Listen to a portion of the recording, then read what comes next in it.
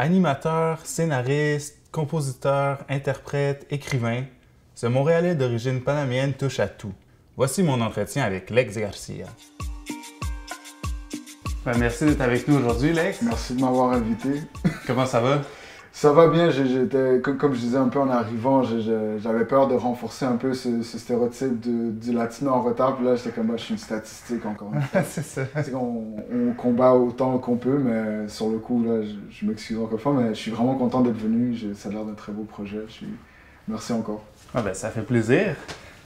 Pour commencer, est-ce que tu peux juste te présenter un peu, en fait, nous dire ce que tu fais, les projets sur lesquels tu travailles? Cool. Mon nom c'est Lex Garcia. J'ai travaillé comme scénariste et animateur pour La Base sur Tout.tv. Je suis auteur un peu depuis toujours. J'ai travaillé beaucoup dans la scène musicale à gauche à droite. J'ai fait un album sous le nom de Small Talk avec mon collègue Nick Brofkin.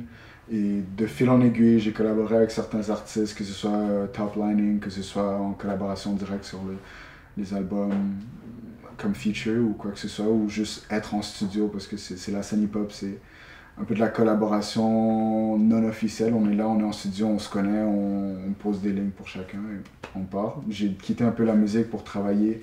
En ce moment, je travaille sur un recueil de nouvelles et un roman.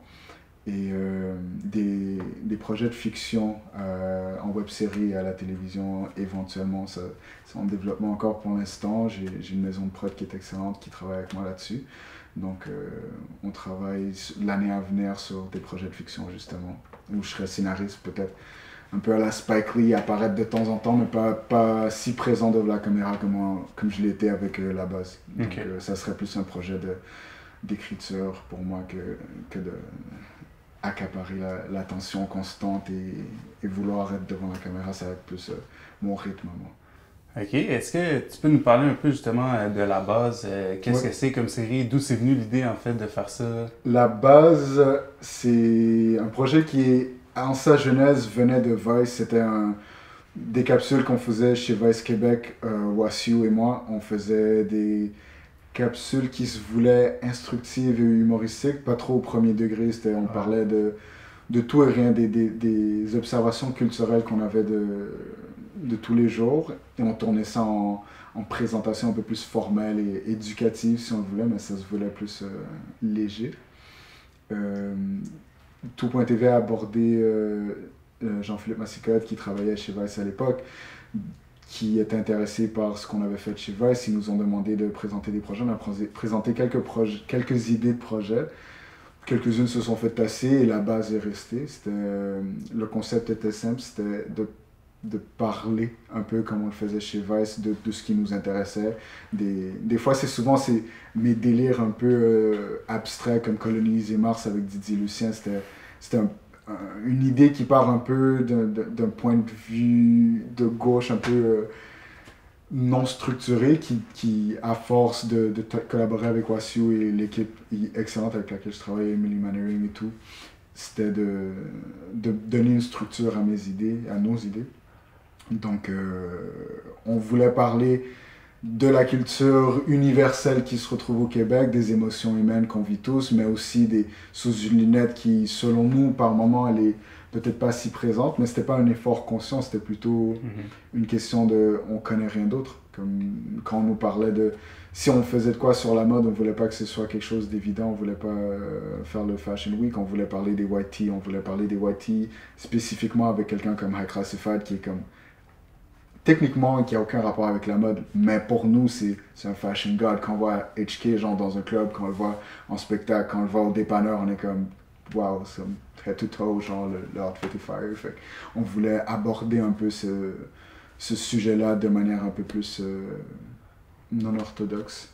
Et ça l'a passé, il a fallu que je lutte beaucoup parce que de prime abord, ça a l'air d'un sujet un peu banal. Pourquoi est-ce que vous faites des sujets comme les white tee? Puis nous, on est comme, c'est important. Pour la culture, c'est important. Le white tee, c'est genre le quintessential element d'un outfit parce que quand t'as juste un 10 balles sur toi et t'as besoin d'être fly, tu vas à la boutique, tu t'achètes ton white tee, c'est bon, c'est un nouvel outfit d'un coup. Donc c'est ça, on parlait de santé mentale qui est importante pour nous. On a tous les deux étudié en psychologie longtemps. Donc c'est de faire le pont entre ce qui est universel et ce qui est propre à nous.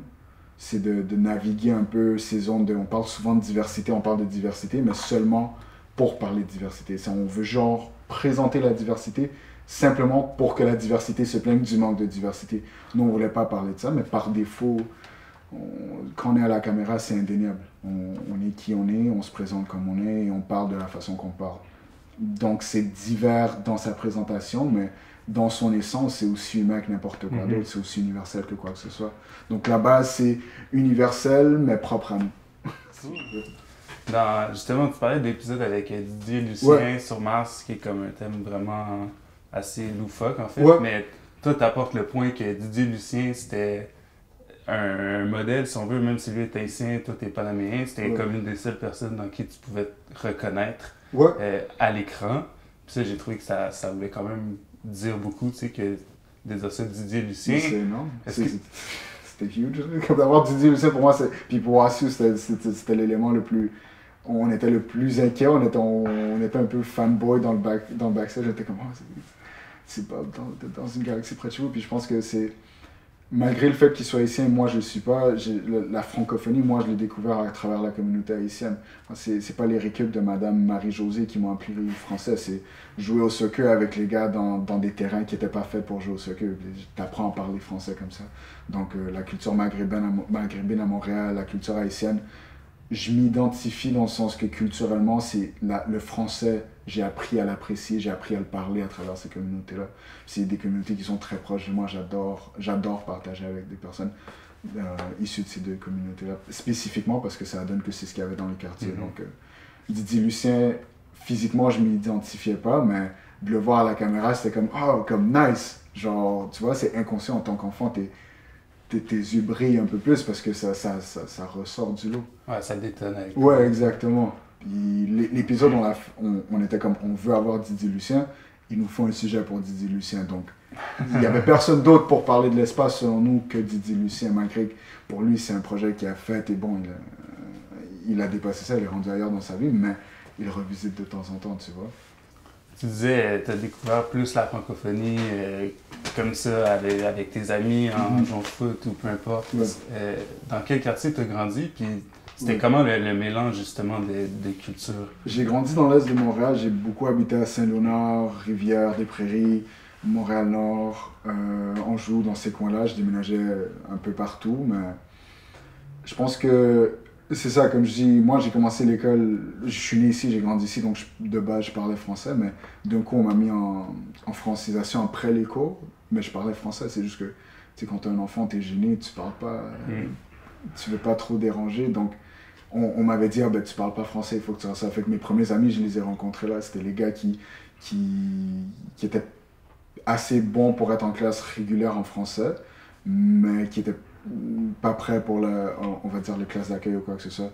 Donc mes amis se sont fait un peu de force par rapport à ça. Puis c'est du monde qui, comme moi, parlait français. On se parlait pas haïtien, on se parlait pas créole, espagnol, vice versa. On parlait français entre nous. Je parlais pas d'Elijah espagnol avec les gars marocains. On parlait français, sauf qu'en cours, on était plutôt tranquille. Donc de grandir dans ces quartiers-là, c'était un échange culturel inconscient, parce que quand tu as 6-7 ans, tu penses pas ah ouais, non, c'est important pour la diversité d'avoir des amis ici d'un peu partout. Tu es comme le gars il passe bien le ballon, on joue, ouais, exactement, tu n'as pas cette conscience là, puis de toute façon on se reconnaît, genre si la mère de un t'es là, on allait là, puis que tu parles ou parles pas la langue, tu le sais quand la mère est en train de chicaner le gars, t'es comme ok, ouais, faut qu'on bouge, il n'y a pas PlayStation ce soir.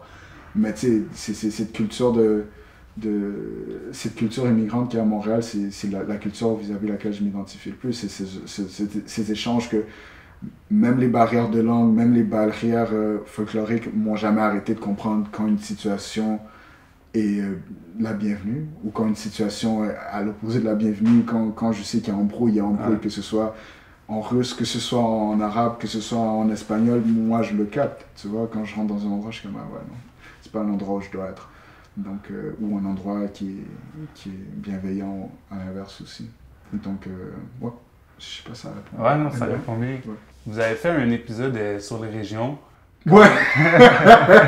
Avec Catherine Levac. Avec Catherine Levac, ça, c'était quand même assez drôle. Puis je me demandais, est-ce que tu t'identifies plus comme Montréalais ou comme Québécois? C'est quoi? Montréalais, ouais, je pense que c'est le réflexe de toute jeunesse de métropole. Là, comme, quand tu vas à New York, les gars ils sont pas américains, ils sont I'm from New York. Quand tu vas à Paris ou quand tu vas à Marseille, les gars ils sont pas français, ils sont marseillais, ils te le font savoir. Donc je pense que culturellement je m'identifie à Montréal, pas parce que j'ai un dédain pour le Québec, ou simplement parce que c'est ce que je connais, et c'est ce que je me sens confortable à claim si on veut, mais les régions, je les ai survolées vite fait. Je suis capable de naviguer à gauche, à droite, dépasser Laval, mais tu vois... C'est quoi qui vous avait donné envie de faire cet épisode-là? Ben ça existe autour de nous. Ouais. C'est tellement... J'ai mentionné New York, Marseille et Paris. C'est pas normal pour nous... Pour moi, personnellement, c'était pas normal que je sois si confortable dans ces villes-là, puis qu'on me dépose à Rimouski et que je me sente dans une autre planète, tu vois. Ouais. Fait que, de manière géographique, c'est si proche de nous, mais de manière culturelle, c'est tellement éloigné qu'on était comme, tous les contraires finissent par se rencontrer éventuellement dans leurs extrêmes. Donc, qu'est-ce qu'il y a d'extrême à Montréal dans la culture, dans notre culture urbaine, ou peu importe l'étiquette que tu veux lui coller, qu'il y a de similaire en région. Ça doit se rejoindre éventuellement.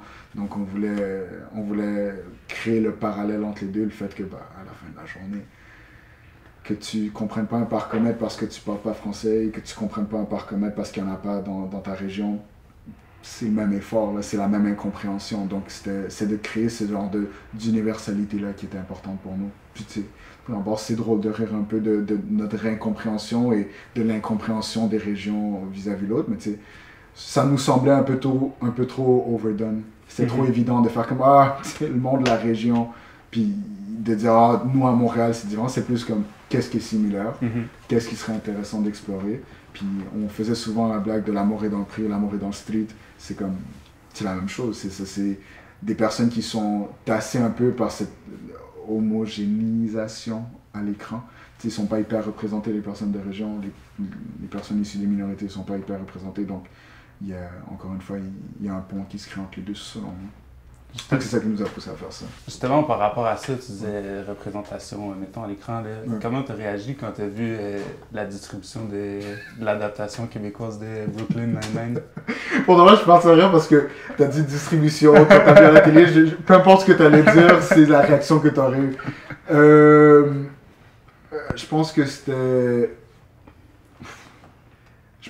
pas malveillant. C'est un peu ce qui arrive dans les médias populaires, que ce soit ici ou que ce soit ailleurs. C'est jamais malveillant, personne qui est assis derrière un grand bureau sur une chaise en cuir qui Mr. Burns la situation. Je pense que c'est des personnes avec des bonnes intentions qui n'ont pas nécessairement les bonnes personnes autour d'eux pour prendre des décisions exécutives, pour accommoder tout le monde. Puis je pense que c'est ce que le Québec souffre de ça beaucoup. Et c'est vrai que la communauté latino-américaine n'est pas aussi présente à Montréal ou au Québec qu'elle est à New York. Mais si on va reprendre des idées, reprenons-les comme il faut. Si on est pour recycler des idées, si on est pour complètement ignorer les innovations qui viennent des communautés culturelles montréalaises ou québécoises en général, pour reprendre des matériaux américains, pourquoi est-ce qu'on tarderait, pourquoi est-ce qu'on hésiterait à suivre les choses pour ce qu'elles sont, parce que c'est un élément important de la série. C'est pas parce qu'on danse pas de salsa et bachata sur l'écran en roulant nos airs qu'on n'est pas latino. Que ce soit subtil, que ce soit dans notre façon de se comporter comme personne à l'écran ou dans l'écriture de nos personnages, je pense que c'est à ne pas ignorer, parce que ça crée quelque chose. On parlait de Bob tout à l'heure, de Didier Lucien. Didier Lucien, il parle un français que je considère québécois, mais il était quand même à l'écran. Il n'y a personne qui remet en question le fait qu'il est haïtien, il n'y a personne qui remet en question le fait que ce soit un homme noir. Donc d'avoir des femmes latinas, ça aurait été intéressant. Et des alternatives, disons qu'on ignore les choix évidents, parce que tout le monde avait les mêmes choix en tête pour des personnages des femmes latinas qui auraient pu jouer le rôle de Rosa ou qui auraient pu jouer le rôle de Amy, qui ont été ignorées. On va dire que le Québec souffre d'une absence absolue de latino-ness. Des comédiennes, des humoristes et des comédiennes maghrébines, il y en a plein. Ça aurait été intéressant. C'est un produit qui s'exporte facilement, la francophonie en général. Si on met deux humoristes qui sont issus du Maghreb ou des pays arabes, plus dans le Moyen-Orient, ça s'exporte en France, ça s'exporte justement dans les pays que je viens de nommer, que ce soit le Liban, que ce soit dans le Maghreb, l'Algérie, la Tunisie, le Maroc.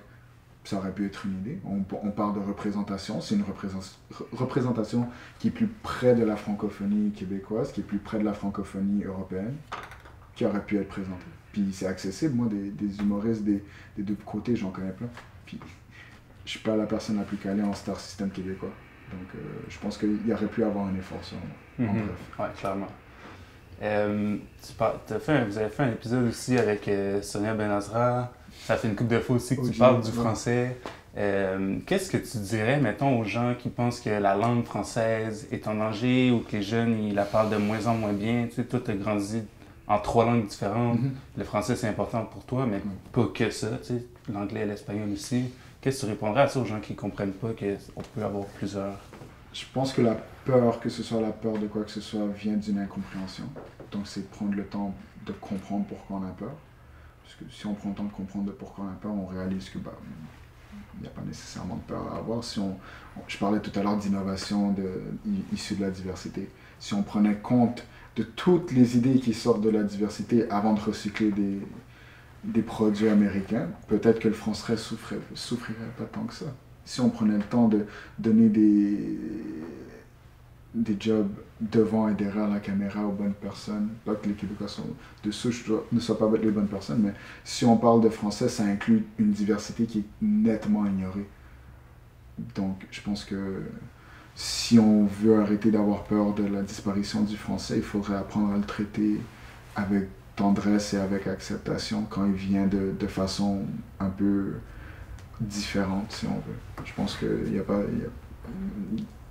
de place à avoir peur de la disparition du français, sauf quand on fait que recycler, encore une fois, des idées qui viennent d'ailleurs, et on ignore à défaut celles qui viennent de cette francophonie-là. Donc, kumbaya un peu, mais c'est ça. Maintenant, j'aimerais ça que tu nous parles un peu plus de ce que tu as fait en musique, de l'album que tu as fait avec Small Talk. Comment c'est parti ça? Est-ce que tu as toujours fait de la musique? Est-ce que tu as toujours écrit? C'est avant parce que ça fait tellement longtemps que j'ai arrêté de faire la musique selon moi, mais dans le fond, je pense que dans les quartiers où moi j'ai grandi, si tu veux écrire, t'as pas mille options. Il y a personne qui te demande de devenir Daniel Laferrière, il y a personne qui te demande de devenir Émile Nelligan. On dit, t'écris, t'as un beat?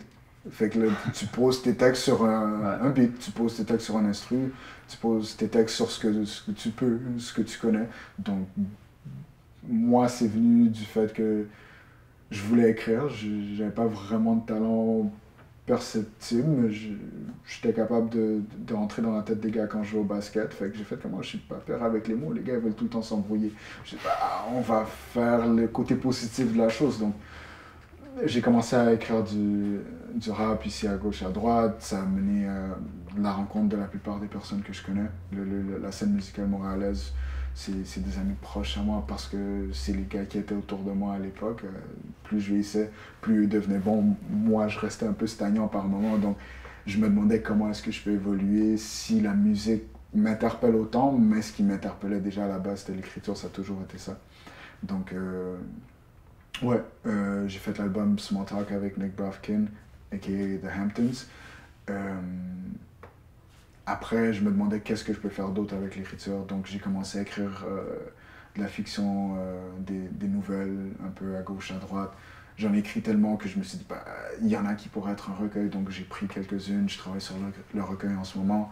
En même temps, en parallèle, j'ai été abordé par Vice pour les capsules. Donc là, j'étais rendu dans la scénarisation.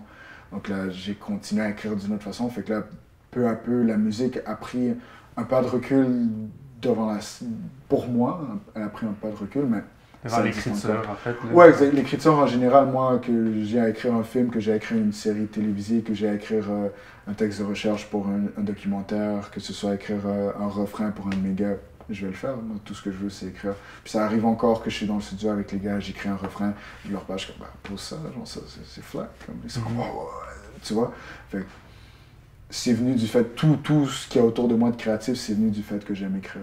Que ce soit de manière évidente ou pas, je pense que ça vient du fait de vouloir et savoir écrire. J'ose croire que si je me débrouille, tu vois. T'écris dans toutes les langues?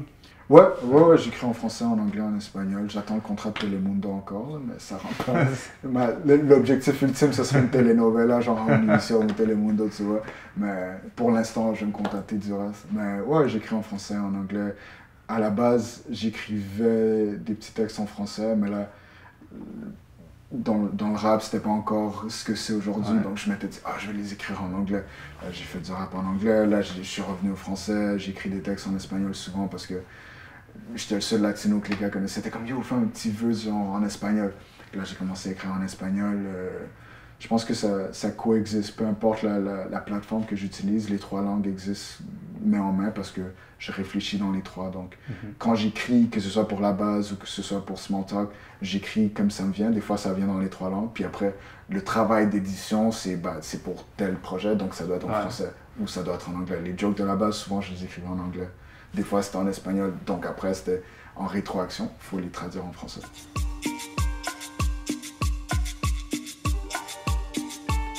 Tu retournes souvent? C'est complexe le rapport à l'identité, puis j'espère, je vais éviter de m'étaler encore comme je le fais tout le temps, mais c'est bon. Panama, moi j'allais de 4 ans à 17 ans, j'y allais tous les étés, parce que ma mère était comme, il n'y avait pas t'envoyer un camp de jour avec un autre garçon qui va te surveiller. Dans sa tête à elle, c'était comme impossible que j'allais me faire surveiller par un autre kid qui avait 1 an de plus que moi. Puis là, elle m'envoyait au Panama avec mon frère et tout, on passait l'été là-bas, des fois un petit peu plus. Donc j'ai même été à l'école là-bas pendant un bout. Le rapport au Panama en tant qu'idée est très proche de moi parce que je ne suis pas retourné depuis 18 ans. Donc mon concept du Panama, c'est pas un concept réel. C'est une idée que j'ai du Panama de l'époque où j'allais tous les étés. J'adore la musique. Le reggaeton vient du Panama. S'il y a un truc qui doit sortir de cette entrevue-là, c'est le reggaeton vient du Panama. La plena panaméenne, je suis hyper fier de mon pays, je suis hyper fier de l'influence que ça a dans mon écriture parce que ce soit conscient ou inconscient, tout ce que je fais a comme un lien direct au pays ou indirect à travers ma famille parce que c'est eux qui informent tout ce que je fais, la façon que je parle, la façon que je réfléchis rapidement. Dame Ketero qui est très présent chez nous, c'est cette culture de rose, c'est comme t'as cette chemise-là, t'as ces choses-là. Moi, je rentre chez moi, c'est comme míralo con eso, regarde ces pantalons. Ouais, exactement. Fait que là, j'en sors encore plus fort. Je suis comme, quand je vais au barbershop, je suis vraiment prêt. Quand je vais aller voir les gars au gym, ils vont savoir. Genre, comme. Fait que tu sais, ça informe tout ce que je fais musicalement aussi. C'est comme mon premier amour vis-à-vis de la musique, c'était justement le dancehall en espagnol qui se faisait au Panama. C'était les Denjaman, Japanese, El General, qui est avant Chicho Man, tous ces gars-là, c'est avant de découvrir le hip-hop, avant de découvrir le R&B, avant de découvrir quoi que ce soit. Moi, je connaissais le reggaeton, la plena panameña, fait que ça m'a captivé d'un coup dans les barriadas, les petites ruelles qu'il y a au Panama. Ils jouaient à la radio, fait que c'est comme tout le monde mettait la même station de radio, fait que t'entendais comme toutes les petites barrières à jouer genre la même chanson, puis c'était mon truc là, moi j'étais captivé par ça, j'étais comme wow, comme qu'est-ce qu'ils font, comme tout ce que je connaissais avant ça par rapport à la musique, c'était genre Selena, Gloria Trevi, puis genre, tu sais les chanteuses de nos mères, la India, j'aimais beaucoup la salsa, mais comme la première fois que j'ai fait comme wow, ma tête a explosé, c'était quand j'ai entendu je pense que Nando Boom, il chantait Enfermo d'Amor. Enfermo d'Amor, peut-être t'es trop. Je sais pas si c'est trop. Mais Don Omar l'a repris, genre avec une chanson avec Wisin et Yandel, c'est devenu plus gros. Mais comme. Tu sais, genre, la première fois que j'ai entendu quelqu'un aller aussi rapidement sur un beat, j'étais comme. Qu'est-ce qui se passe? Qu'est-ce que mon cerveau vit en ce moment? Donc, j'ai toujours un amour immense pour les artistes là-bas, pour la musique qui se fait là-bas. l'art de me roast. Je suis la personne la moins drôle de ma famille, je suis la personne la moins rapide de ma famille. Et c'est drôle comment je finis dans cette position-là parce que n'importe laquelle de mes cousines d'en bas de 15 ans aurait pu genre, faire une meilleure job que moi. Mais comme, tu vois, c'est elle qui m'informe. C'est comme ça que je reste aussi aiguisé que je le suis. Donc c'est un pays que j'adore par rapport à sa culture, mais ça fait vraiment longtemps que j'ai pas été. Tu t'ennuies? Je m'ennuie de ce que c'était à l'époque. Là, ma famille y va beaucoup, ma mère et mon frère ont habité là-bas longtemps sans moi.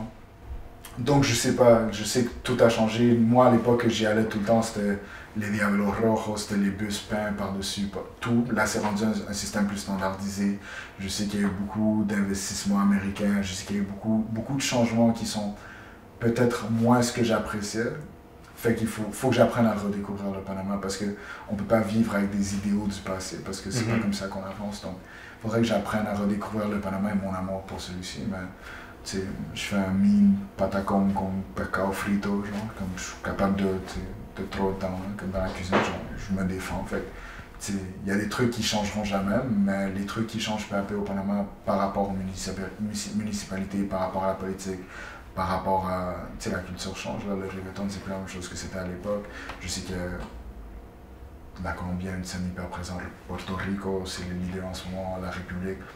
Fait qu'il y a un changement qui vient avec ça, qui est pas ce que j'ai connu. L'école là-bas, c'était une expérience particulière aussi. Ouais, t'as fait combien de temps? J'ai fait un été. J'allais en bâche d'été, fait que j'ai fait un été là-bas. Puis j'ai été dans, je me rappelle plus trop c'est quoi le nom de l'école, mais j'étais dans une des pires écoles. Okay. Puis j'avais pas d'uniforme, là-bas tout le monde porte des uniformes. Fait que quand j'ai été là-bas, ay, mira el gringo! Là, t'essaies de défendre que t'es pas gringo, que t'es canadien, mais c'est comme. Ça tombe sur des oreilles sourdes, là, comme personne veut ça comprendre. Fait que là, t'essaies de t'intégrer, puis comme. Ça passe pas trop crème, là, mais tu sais, éventuellement, c'est plus pour te taquiner, c'est très. Selon ma compréhension de la culture panamène, c'est. Dans mes catégories, c'est constamment, genre, faut que tu sois choc. Fait que dès que je suis rentré en classe, j'étais dans une année plus vieille que moi, fait que j'étais, on va dire. J'étais supposé être en 6e, j'étais en secondaire 1, on va dire. Okay. Et que là, les filles étaient plus vieilles que moi.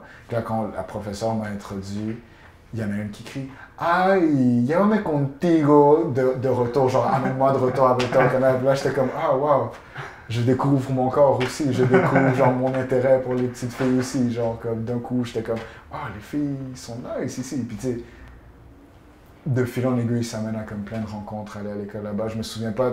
La seule chose que je me souviens des cours là-bas, c'était l'hymne national, l'hymne à tous les lundis matins. Ah ouais. Personne m'a dit ça. Moi, je rentre en cours le premier lundi matin, je suis debout, là, tout le monde c'est là, je dis, qu'est-ce qui se passe? Moi aussi, je me lève, je me dis, il y a quoi tout le monde? On va juste. On va au soccer, genre cours d'éthique, qu'est-ce qui se passe? Là, genre, il commence à jouer, à travers l'interphone, il commence à jouer, genre, l'instrumental. Là, je suis comme, oh non. Là, je commence à battre, genre, je bouge mes lèvres, là, il y a un kid, genre 2 chaises plus loin, il se retourne. Hey, le gringo ne connaît pas l'hymne national, regardez le faux panamé. Là, je suis comme, ah, tu peux pas bounce back de ça, là. Je suis comme, ah, bah non. Tu l'as-tu appris direct? Ma tante avait prévu le coup, mais elle me l'avait pas dit. Dans mon cahier, le cahier qu'elle m'avait donné pour écrire mes notes, la page couverture, comme derrière, il y avait l'hymne national. No way. Et que là, je le tournais tout, là, je l'ai jamais appris. Là, comme, je suis resté là 3 mois, puis avec le temps, tu le répètes pas. Mais tu sais, alcanzamos por fin el ardiente fulgor de la gloria. Tout le reste, tu vois. Fait que, tu sais, je le lisais, là, comme je l'avais tourné, je le pitchais par terre, mais comme j'étais debout, puis je le regardais, là, je faisais semblant, j'avais les yeux fermés, mais je lisais le cahier qui était à terre. Ce qui est, honnêtement, selon moi, la chose la plus panamène à faire. Malgré de pouvoir chanter l'hymne national, qui aurait pu trouver une crosse aussi facilement? Un Panameño aurait trouvé une façon de détourner. Moi, j'ai trouvé la façon de détourner, c'était en faisant semblant de fermer les yeux de l'émotion. Je lisais le cahier.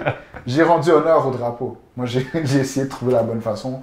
Donc, j'ai géré dans cette situation-là, mais ouais, c'était beaucoup d'anxiogène sur le coup, tu vois. Tout le monde, t'arrives, t'as pas d'uniforme, tout le monde te put on the spot. Rapidement, c'est là où j'ai appris à répliquer rapidement. J'étais vraiment jeune, fait que là, j'étais comme, OK, faut que tu sois on, il n'y a personne qui va te laisser passer. T'étais prêt quand t'es arrivé au secondaire ici? Hein, oh, ouais, tu sais, je parlais pas beaucoup, j'étais hyper calme comme gars, mais comme les situations dans lesquelles je me suis mis parce que je répliquais, pas jamais à mes profs parce que j'ai une mère quand même assez sévère qui m'a éduqué, mais comme je parlais à personne, dérange-moi pas parce que moi aussi je dérange, fait que tu sais, je me suis souvent retrouvé dans des situations. Si j'avais su comment ne pas trop parlé, j'aurais peut-être évité des situations encombrantes. Oui, j'étais prêt pour le secondaire, mais j'étais pas prêt pour les situations encombrantes, tu vois. J'étais prêt pour répliquer, mais pas ce qui vient avec ici. Mais avec le temps, on grandit, on choisit ses moments. On s'aiguise aussi par rapport, c'est pas tout le temps des beaux mots, des fois il faut se taire. La meilleure solution, c'est le silence. Donc on apprend ça aussi. Ouais. Merci beaucoup d'avoir été là avec nous aujourd'hui. Merci de m'avoir invité. Super intéressant. Merci beaucoup.